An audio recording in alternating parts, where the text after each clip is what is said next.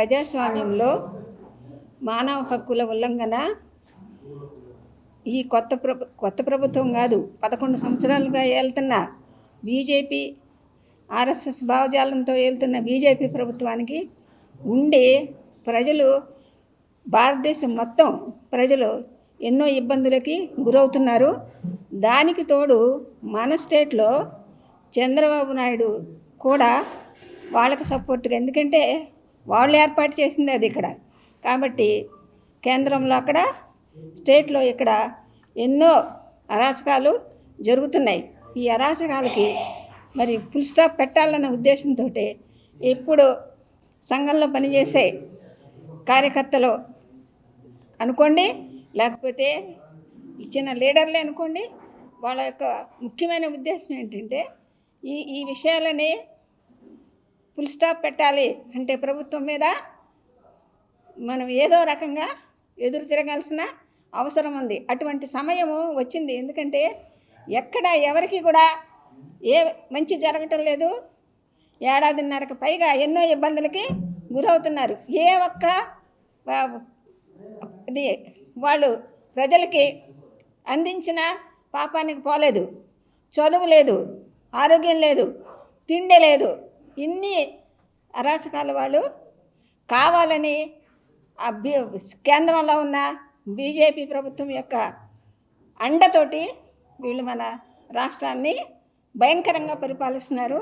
ఆ పరిపాలనకి స్వస్తి చెప్పాలి అన్న ఉద్దేశంతో ఇప్పుడు ఇక్కడ ఈ నాయకులందరం కూడా మేమందరం కలిసి కార్యక్రమాలు చేయడానికి నిర్ణయించుకున్నాము. ఆంధ్రప్రదేశ్ మరియు భారతదేశంలో జరుగుతున్నటువంటి ఎస్సీలపై వివక్షత మీద అందరూ కలిసి రౌండ్ టేబుల్ సమావేశం ఏర్పాటు చేయడం జరిగింది ఏలూరులో.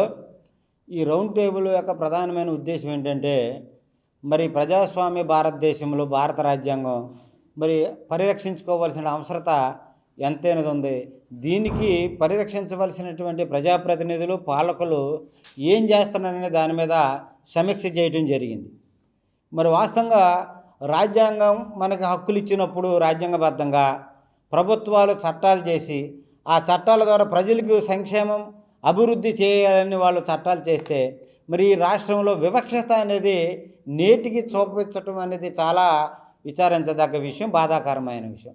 దానికి ఎవరైతే ఈ వివక్షత చూపుతున్నారో వాళ్ళకి సరైన అవగాహన కల్పించడంలో అధికారులు కానీ ప్రజాప్రతినిధులు కానీ లోపించారు. వాస్తవంగా జస్టిస్ పొన్నయ్య కమిషను ప్రతి శనివారం చైతన్యవంతమైనటువంటి మీటింగులో శనివారం ఏర్పాటు చేయమని మరి చట్టాలు చేస్తే దాన్ని అధికారులు పట్టించుకోరు. మరి ఏదైతే బాబాసాహెబ్ అంబేద్కర్ ఆర్టికల్ 380 ప్రకారం ఎస్సీ ఎస్టీ మరి కమిషన్ ప్రకారం ఎస్సీ ఎస్టీ మానిటరింగ్ కమిటీ ఏదైతే ఉందో, మానిటరింగ్ కమిటీలో వీళ్ళకి అన్యాయం జరిగినప్పుడు న్యాయం చేయాలని చెప్పి మరి వాళ్ళు చట్టాలు తీసుకొస్తే ఆ చట్టాలను పట్టించుకోరు. మరి ఏదైతే బాబాసాహెబ్ అంబేద్కర్ కల్పించినటువంటి ఫండమెంటల్ రైట్స్, ప్రాథమిక హక్కులు ఏదైతే ఉన్నాయో, ఆ ప్రాథమిక హక్కుల కంటే మానవ హక్కులు, హ్యూమన్ రైట్స్ ఏవైతే ఉన్నాయో, మరి ఆ హక్కుల్ని భంగం కలిగించిన అధికారులు, ప్రజాప్రతినిధులు పట్టించుకునే పరిస్థితి నేడు కనిపించట్లా. ఏం చేద్దాం?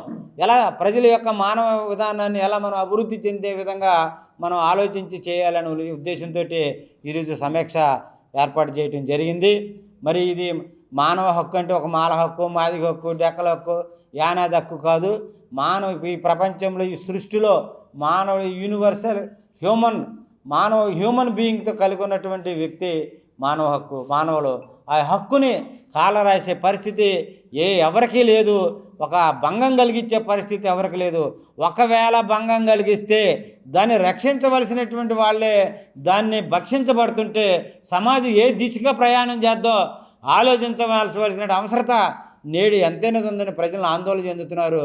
మరి దయచేసి మరి ఈ వ్యవస్థలో ఏదైతే రెవెన్యూ పోలీసు వ్యవస్థ ఉందో, ఈ రెవెన్యూ పోలీసు వ్యవస్థ ఫెయిల్ అయింది కాబట్టే నేడు ఇంకా వివక్షత జరుగుతుందనే విషయాన్ని మనకి తేట తెల్లకంగా ఉమ్మడి ఈస్ట్ గోదావరి కానీ, ఉమ్మడి కర్నూలు జిల్లా కానీ, అలాగే చిత్తూరు జిల్లాలో కానీ, లేటెస్ట్గా గుంటూరు జిల్లాలో కానీ ఈ ఉమ్మడి జిల్లాలో జరిగిన సంఘటనలే మనకు కళ్ళు కట్టినట్టు కనిపిస్తున్నాయి. దయచేసి ప్రజాప్రతినిధులారా, అధికారులారా ఆలోచించండి. మనకు సమాజంలో జరుగుతున్న అన్యాయాన్ని మీరు ఏ దిశగా ప్రయాణం చేయిస్తారో మరొక్కసారి మీరు ఆలోచించి సమాజ నిర్మాణం కోసం ప్రపంచ మేధావిగా కొనియాడుతున్నటువంటి బాబాసాహెబ్ అంబేద్కర్ని ఆయన రాసినటువంటి రాజ్యాంగాన్ని అమలు చేయటంలో మీరు విఫలమవుతున్నారు. దయచేసి ఒక్కసారి ఆలోచించండి. ప్రజలు చైతన్యం కలిగినటువంటి దేశం భారతదేశం, చరిత్ర కలిగినటువంటి దేశం భారతదేశం, బౌద్ధాన్ని ముందుకు తీసుకెళ్ళినటువంటి దేశం భారతదేశం. అలాంటి బౌద్ధాన్ని పుణుకుపుచ్చుకున్నటువంటి బాబాసాహెబ్ అంబేద్కర్ రాసిన రాజ్యాంగాన్ని అమలు చేయడంలో మీరు విఫలమవుతున్నారు. మరి దయచేసి ఒక్కసారి పునరాలోచించి పునఃపరిశీలించి సమాజ నిర్మాణం కోసం, మానవ హక్కుల పరిరక్షణ కోసం పనిచేయాలని అధికారులను, ప్రజాప్రతినిధుల్ని ఈ యొక్క సమీక్ష సమావేశంలో మరి అందరూ ఆలోచన మీద మేము చెప్పడం మీడియా ద్వారా బయటికి వెళ్ళగడుతున్నాం. మరి దయచేసి మానవ హక్కుల నిర్మాణమే ఈమె యొక్క ప్రధానమైనటువంటి ఉద్దేశం. మరి కాబట్టి అందరూ కూడా ఈ రాష్ట్రంలో కానీ ఈ దేశంలో కానీ ఎలాంటి వివాదం లేకుండా మంచి ఏదైతే మన రాజ్యాంగంలో ప్రియాంబుల్ చెప్తుందో, స్వేచ్ఛ, సమానత్వం, సౌభ్రాతృత్వం అని చెప్తుందో అవి తప్పనిసరిగా మీరు పాటిస్తానని చెప్పి పాలకులుగా మీరు ప్రమాణ స్వీకారం చేశారు. పార్లమెంట్లో పాలకులుగా మీరు ప్రమాణ స్వీకారం చేశారు. అసెంబ్లీలో ఎందుకు ఫెయిల్ అవుతుంటే నేను ఈ తప్పు జరుగుతుంది, ఈ తప్పుని నేను ఖండించవలసినటువంటి బాధ్యత నాపై ఉందని మీరు ఎందుకు పునరాలోచించట్లా అంటే మీలో మనువాదం ఉంది కాబట్టి మీరు పునరాలోచించట్లా. ఇంకెంతకాలం వీళ్ళని అణిచివేయాలనే ఆలోచన ధోరణిలో మీలో ఉంటే ఎప్పుడు సమాజం ఒకే విధంగా ఉండదు, మార్పు చెందుతూ ఉంటుంది. కాబట్టి మిత్రులారా అందరూ కూడా సమాజ నిర్మాణం కోసం, రాజ్యాంగ పరిరక్షణ కోసం చట్టాలని దుర్వినియోగం చేసే వాళ్ళని మరి మనం ప్రశ్నించవలసిన అవసరత ఎంతైనది ఉంది. చట్టాలను కాపాడవలసిన బాధ్యత అధికారులు మరి ఆ దిశగానే ప్రయాణం చేయాలని కోరుకుంటూ నేను సెలవు తీసుకున్నా. జై భీమ్. ఏలూరు నగరంలో షెడ్యూల్ కులాలకు చెందిన, వెనుకబడిన వర్గాలకు చెందినటువంటి ప్రతినిధులము సమావేశమై భారత రాజ్యాంగం కల్పించినటువంటి హక్కుల పరిరక్షణ, ఈ రెండు వర్గాల విషయంలో పరిరక్షణ జరగటం లేదు అనేటువంటిది మేము సమీక్షించుకున్నాం. కనుక మరి భారత రాజ్యాంగం ఇచ్చినటువంటి హామీలను, ముఖ్యంగా ఈ అట్టడుగు వర్గాల ప్రజలకు సామాజిక, ఆర్థిక, రాజకీయ, సాంస్కృతిక, విద్య, వైద్య రంగాలలో సమాన అవకాశాలు కల్పించి భారత రాజ్యాంగం ఇచ్చినటువంటి అన్ని హక్కులు వీళ్ళు అనుభవించేటట్లు చేయడంలో మరి పాలకులు ప్రత్యేకమైనటువంటి శ్రద్ధ తీసుకోవాలని వారికి విజ్ఞప్తి చేస్తూ, మరి ఈ కులాలకు చెందిన, వర్గాలకు చెందిన ప్రతినిధులము, ప్రజలము ఇక నుంచి సంఘటితమై దీనిని తరచూ ప్రశ్నించి మా హక్కులు మేము అనుభవించే వరకు పోరాడాలని నిర్ణయించుకున్నాం. భారతదేశంలో మరి ముఖ్యంగా ఆంధ్రప్రదేశ్లో ఒక విచిత్రమైన పరిస్థితి నెలకొంది. స్వతంత్రం వచ్చి 75 సంవత్సరాల తర్వాత మొట్టమొదటిసారిగా ఇటువంటి పరిస్థితిని చూస్తున్నాం. ఆంధ్రప్రదేశ్ రాష్ట్రం ఎప్పుడు కూడా స్వేచ్ఛకి, మానవ హక్కులకి పట్టుకొమ్మగా ఉండేది. అలాంటిది ఈ మధ్య కాలంలో అంటే గడిచిన 4-5 సంవత్సరాల నుంచి చూస్తుంటే ఈ రాష్ట్రంలో ఏం జరుగుతుందనేది ఎవరికి అర్థం కావట్లేదు. ఇక్కడ చట్టము, న్యాయము, రాజ్యాంగం అమల్లో ఉన్నాయా, లేకపోతే ఇంకేదైనా పరిస్థితి ఇక్కడ నడుస్తుందా అనేది డౌట్ వస్తుంది. మనం అనేక విషయాలు చూస్తున్నాము.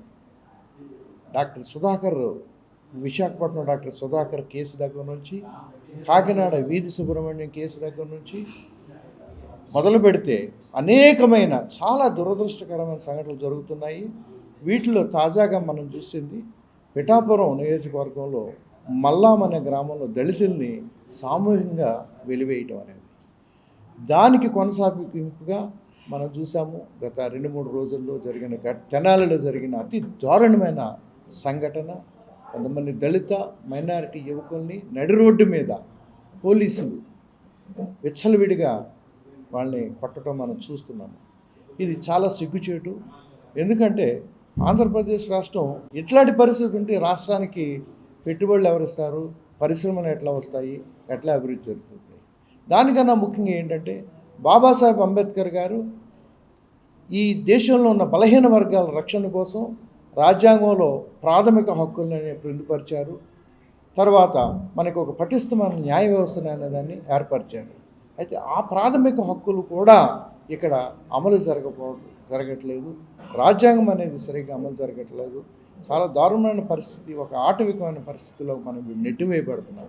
ఈ పరిస్థితిని చూసి అంత సమీక్షించి ఏం చేయాలి, ఎలా దీనికి ప్రతిస్పందించాలి అని ఆలోచించడానికి ఈరోజు ఏలూరులో ఈ సమావేశం జరిగింది. సమావేశంలో అనేక దళిత, మైనారిటీ, బీసీ వర్గాలకు చెందిన మేధావులు, విద్యావంతులు పాల్గొని దీని మీద